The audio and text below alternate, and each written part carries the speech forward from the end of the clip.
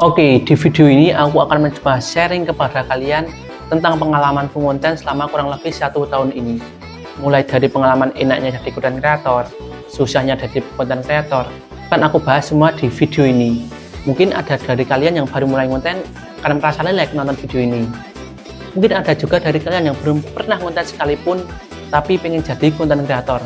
Itu nggak masalah nonton video ini, nggak apa-apa, karena tujuanku buat video ini ya untuk kita sharing gitu, tukar cerita, tukar pengalaman antara aku dan kalian gitu. Jadi jangan ragu-ragu nonton videoku ini. Oke, kita masuk ke pembahasan kita hari ini, yaitu kita bahas dulu enaknya jadi konten kreator. Enaknya jadi konten kreator yaitu nggak enak, jujur nggak enak kawan, beneran nggak enak sama sekali, pusing. Jadi kalau ada orang yang ngomong jadi konten kreator itu enak, ya mereka salah besar. Kecuali udah jadi konten kreator sukses, itu menurutku baru ngerasain enaknya jadi konten kreator. Tapi kalau masih merintis, minta ampun susahnya. Jadi kalau kalian tanya enaknya jadi konten kreator, ya nggak ada gitu, jujur.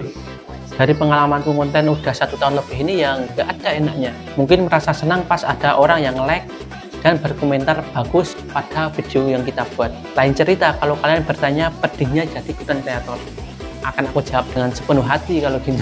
Oke, kita masuk ke pembahasan selanjutnya, yaitu pedihnya jadi konten kreator. Pedihnya jadi konten kreator itu pertama, pas pertama kita ingin konten, kita langsung disuguhi dengan rasa pusing di kepala.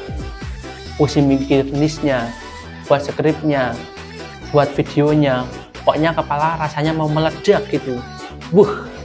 Yang kedua, yaitu kita harus ngomong di depan kamera, yang menurutku itu sulit gitu, apalagi pas pertama itu sulitnya minta ampun.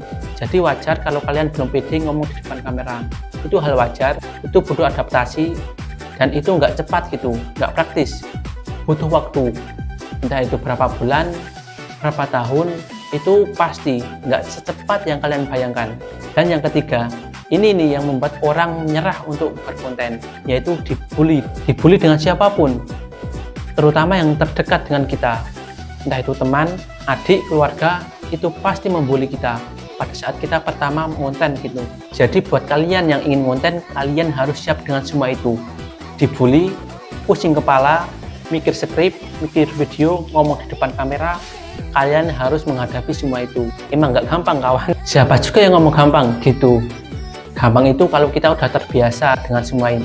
Munculnya rasa gampang itu pada saat kita udah terbiasa dengan semuanya. Jadi konten itu nggak gampang kawan, nggak segampang yang kalian bayangkan, dan nggak secepat yang kalian bayangkan untuk jadi konten kreator yang sukses. Sekian dariku, dan terima kasih buat kalian yang nonton video ini. Nggak bisa.